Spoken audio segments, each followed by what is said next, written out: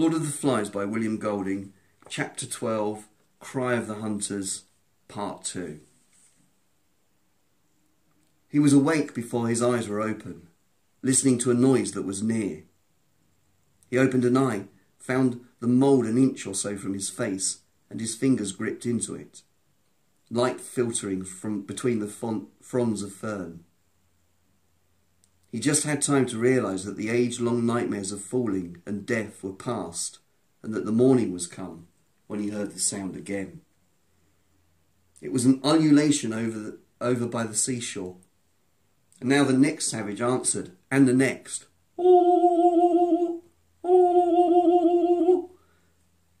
The cry swept by him, across the narrow end of the island, from sea to lagoon, like the cry of a flying bird.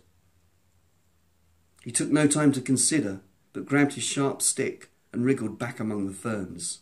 Within seconds he was worming his way into the thicket, but not before he had glimpsed the legs of a savage coming towards him. The ferns were thumped and beaten, and he heard legs moving in the long grass. The savage, whoever he was, ululated twice, and the cry was repeated in both directions, and then died away. Ralph crouched still, tangled in the mid-break, and for a time he heard nothing. At last he examined the break itself.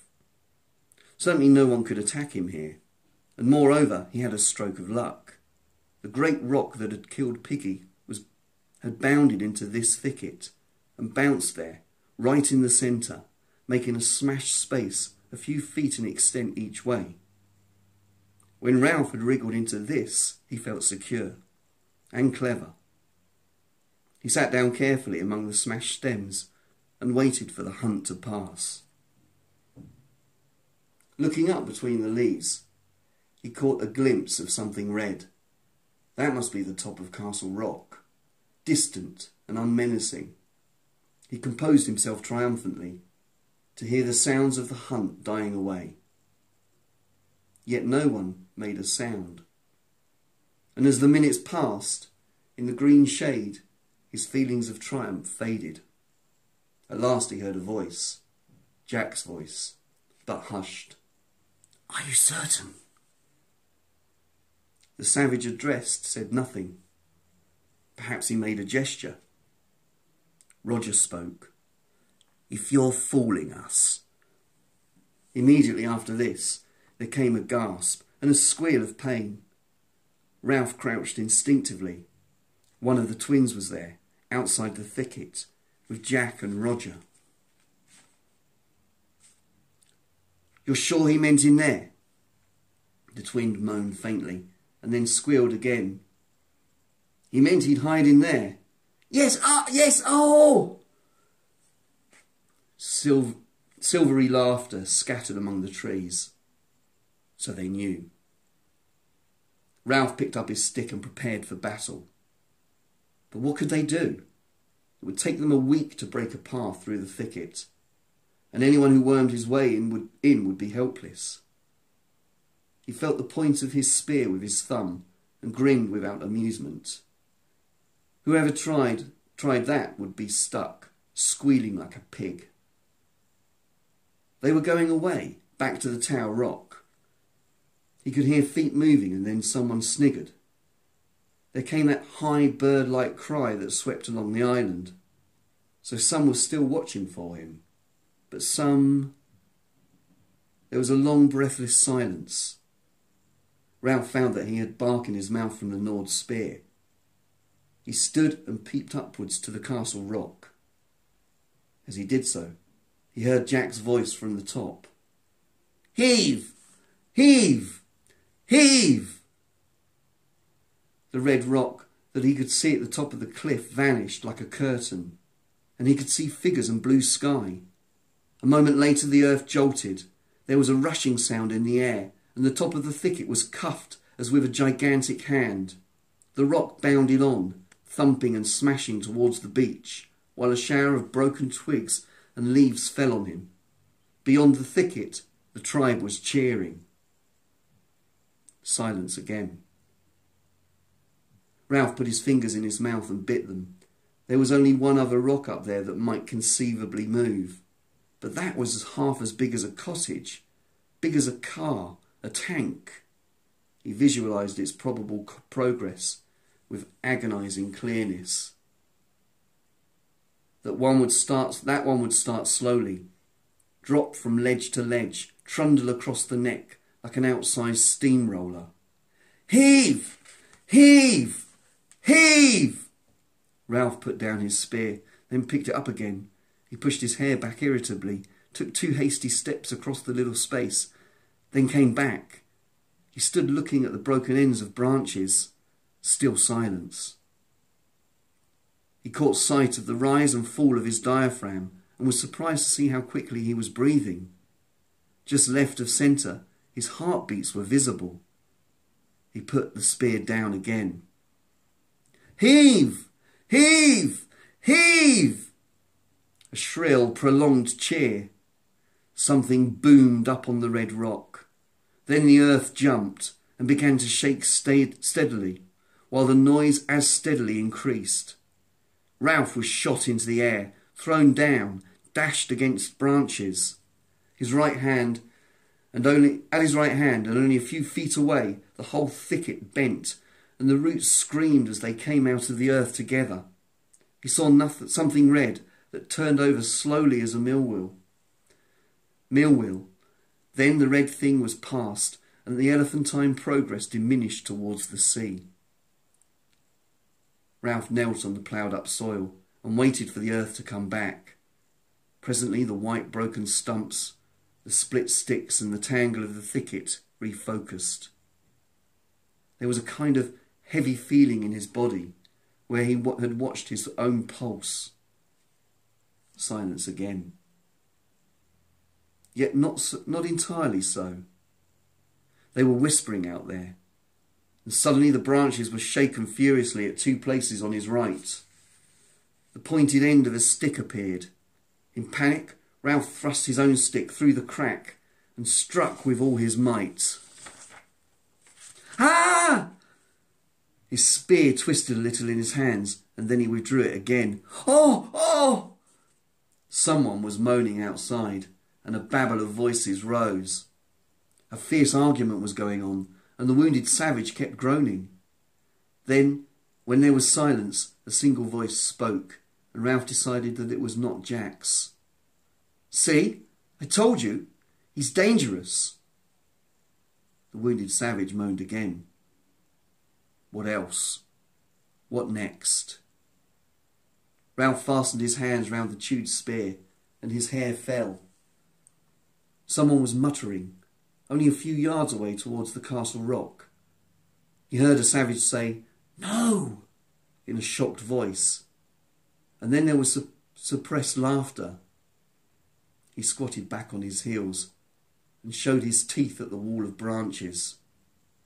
He raised his spear, snarled a little, and waited. Once more, the invisible group sniggered. He heard a curious trickling sound, and then a louder crepitation, as if someone were unwrapping great sheets of cellophane. A stick snapped, and he stifled a cough. Smoke was seeping through the branches in white and yellow wisps. The patch of blue sky overhead turned to the colour of a storm cloud, and then the smoke billowed round him. Someone laughed excitedly, and a voice shouted, "Smoke!" He wormed his way through the thicket towards the forest, keeping as far as possible beneath the smoke. Presently he saw open space, and the green leaves of the edge of the thicket. A smallish savage was standing between him and the rest of the forest, a savage striped red and white and carrying a spear. He was coughing and smearing the paint about his eyes with the back of his hand as he tried to see through the increasing smoke. Ralph launched himself like a cat, stabbed, snarling with the spear, and the savage doubled up. There was a shout from beyond the thicket, and then Ralph was running with the swiftness of fear through the undergrowth. He came to a pig run, followed it for perhaps 100 yards, and then swerved off, Behind him the ululation swept across the island once more, and a single voice shouted 3 times. He guessed that was the signal to advance, and sped away again till his chest was like fire. Then he flung himself down under a bush and waited for a moment till his breath steadied. He passed his tongue tentatively over his teeth and lips, and heard far off the ululation of the pursuers. There were many things he could do.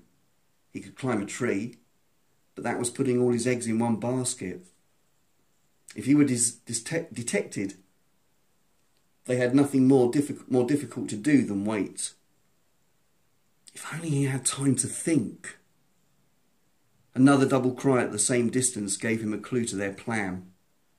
Any savage balked in the forest would utter the double shout and hold up the line till he was free again.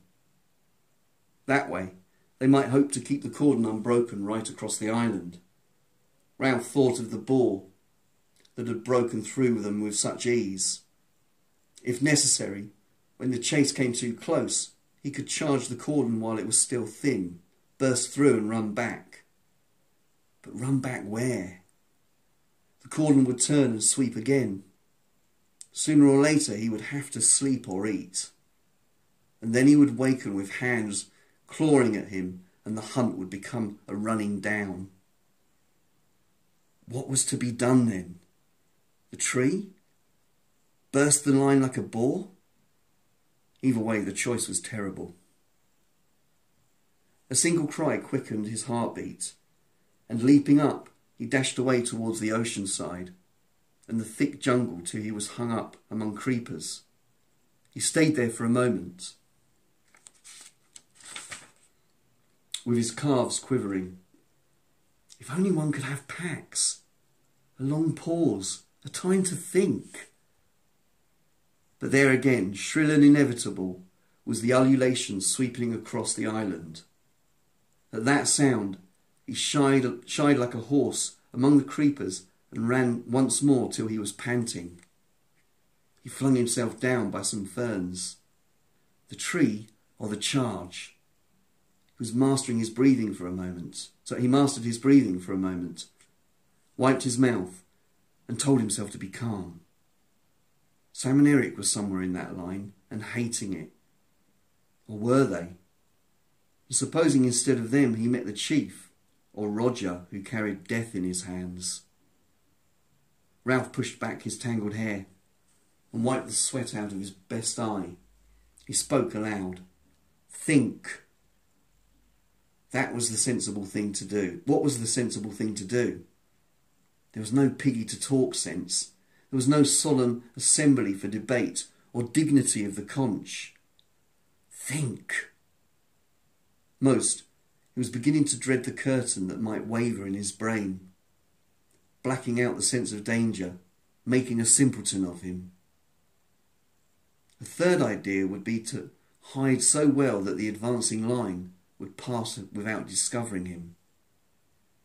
He jerked his head off the ground and listened. There was another noise to attend to now. A deep grumbling noise, as though the forest itself were angry with him, a sombre noise across which the ululations were scribbled excruciatingly as on slate. He knew he'd heard it before somewhere, but had no time to remember. Break the line, a tree, hide and let them pass. A nearer cry stood him on his feet, and immediately he was away again, running fast among the thorns and brambles. Suddenly he blundered into the open, found himself again in that open space, and there was the fathom-wide grin of the skull, no longer ridiculing a deep blue patch of sky, but jeering up into a blanket of smoke. Then Ralph was running beneath trees, with the grumble of the forest explained. They had smoked him out and set the island on fire. Hide was better than a tree, because you had a chance of breaking the line if you were discovered. Hide then. He wondered if a pig would agree, and grimaced at nothing. Find the deepest thicket, the darkest hole on the island, and creep in. Now, as he ran, he peered about him. Bars and splashes of sunlight flitted over him, and sweat made glistening streaks on his dirty body. The cries were far now, and faint. At last he found what seemed to him the right place, though the decision was desperate. Here, bushes and a wild tangle of creeper made a mat that kept out all light of the sun. Beneath it was a space, perhaps a foot high, though it was pierced everywhere by parallel and rising stems. If you wormed into the middle of that, you would be 5 yards from the edge and hidden, unless the savage chose to lie down and look for you. And even then, you would be in darkness. And if the worst happened and he saw you, then you had a chance to burst out at him, fling the whole line out of step and double back. Cautiously, his stick trailing behind him, Ralph wormed between the rising stems. When he reached the middle of the mat, he lay and listened. The fire was a big one, and the drum roll that he had thought was left so far behind was nearer. Couldn't a fire outrun a galloping horse? He could see the sun-splashed ground over an area of perhaps 50 yards from where he lay, and as he watched, the sunlight in every patch blinked at him. This was so like the curtain that flapped in his brain that for a moment he thought the blinking was inside him. But then the patches blinked more rapidly, dulled and went out, so that he saw that a great heaviness of smoke lay between the island and the sun. If anyone peered under the bushes and chanced to glimpse human flesh, it might be Sam and Eric, who would pretend not to see or say anything. He laid his cheek against the chocolate-coloured earth, licked his dry lips and closed his eyes. Under the thicket the earth was vibrating very slightly, or perhaps there was a sound beneath the obvious thunder of the fire, and scribbled ululations that was too low to hear. Someone cried out. Ralph jerked his cheek off the earth and looked into the dulled light. They must be near now, he thought, and his chest began to thump. Hide, break the line, climb a tree. Which was the best after all? The trouble was, you only had one chance. Now the fire was nearer. Those volleying shots were great limbs, trunks even, bursting. Oh, the fools! The fire must be almost at the fruit trees. What would they eat tomorrow? Ralph stirred restlessly in his narrow bed. One chance, nothing. What could they do? Beat him? So what? Kill him? A stick sharpened at both ends. The cries, suddenly nearer, jerked up. He could see a striped savage moving hastily out of the green tangle and coming towards the mat where he hid. A savage who carried a spear. Ralph gripped his fingers into the earth. Be ready now, in case. Ralph fumbled to hold his spear so that it was point foremost, and now he saw that the stick was sharpened at both ends. The savage stopped 15 yards away and uttered his cry. Perhaps he can hear my heart over the noises of the fire. Don't scream. Get ready. The savage moved forward so that you could only see him from the waist down. That was the butt of his spear. Now you could see him from the knee down. Don't scream.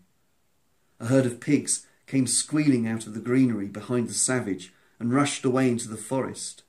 Birds were screaming, mice shrieking, and a little hopping thing came under the mat and cowered. 5 yards away, the savage stopped, standing right by the thicket, and cried out. Ralph drew his feet up and crouched. The stake was in his hands, the stake sharpened at both ends, the stake that vibrated so wildly, that grew long, short, light, heavy, light again. The ululation spread from shore to shore. The savage knelt down by the edge of the thicket, and there were lights flickering in the forest behind him. You could see a knee disturb the mould. Now the other, 2 hands, a spear, a face. The savage peered into the obscurity beneath the thicket. You could tell that he saw light on this side and on that, but not in the middle. There, in the middle, was a blob of dark, and the savage wrinkled up his face to decipher the darkness. The seconds lengthened. Ralph was looking straight into the savage's eyes. Don't scream. You'll get back. Now he's seen you. He's making sure. A stick sharpened. Ralph screamed, a scream of fright and anger and desperation. His legs straightened. The screams became continuous and foaming. He shot forward, burst the thicket, was in the open screaming, snarling, bloody. He swung the stake and the savage tumbled over, but there were others coming towards him, crying out. He swerved as a spear flew past, and then was silent, running. All at once, the lights flickering ahead of him, merged together. The roar of the forest rose to thunder, and a tall bush directly in his path burst into a great fan-shaped flame. He swung to the right, running desperately fast, with his heart beating on his left side, and the fire racing forward like a tide. The ululation rose behind him, and spread along, a series of short, sharp cries, the sighting call. A brown figure showed up at his right and fell away. They were all running, all crying out madly. He could hear them crashing in the undergrowth, and on the left was the hot, bright thunder of the fire. He forgot his wounds, his hunger and thirst, and became fear, hopeless fear on flying feet. Rushing through the forest towards the open beach, spots jumped before his eyes and turned into red circles that expanded quickly till they passed out of sight. Below him, someone's legs were getting tired, and the desperate ululation advanced like a jagged fringe of menace, and was almost overhead. He stumbled over a root, and the cry that pursued him rose even higher. He saw a shelter burst into flames, and the fire flapped at his right shoulder, and there was the glitter of water. Then he was down, rolling over and over in the warm sand, crouching with arm up to ward off, trying to cry for mercy. He staggered to his feet, tensed for more terrors, and looked up at a huge peaked cap. It was a white-topped cap, and above the green shade of the peak was a crown, an anchor, gold foliage. He saw white drill, epaulets, a revolver, a row of gilt buttons down the front of the uniform. A naval officer stood on the sand, looking down at Ralph in wary astonishment. On the beach behind him was a cutter, her bows hauled up and held by 2 ratings. In the stern sheets, another rating held a submachine gun. The ululation faltered and died away. The officer looked at Ralph doubtfully for a moment, then took his hand away from the butt of the revolver. "Hello?" Squirming a little, conscious of his filthy appearance, Ralph answered shyly. "Hello." The officer nodded, as if a question had been answered. "Are there any adults? Any grown-ups with you?" Dumbly, Ralph shook his head. He turned a half pace on the sand. A semicircle of little boys, their bodies streaked with coloured clay, sharp sticks in their hands, were standing on the beach, making no noise at all. "Fun and games?" said the officer. The fire reached the coconut palm by the beach and swallowed them noisily. A flame, seemingly detached, swung like an acrobat and licked up the palm heads on the platform. The sky was black. The officer grinned cheerfully at Ralph. "We saw your smoke. What have you been doing? Having a war or something?" Ralph nodded. The officer inspected the little scarecrow in front of him.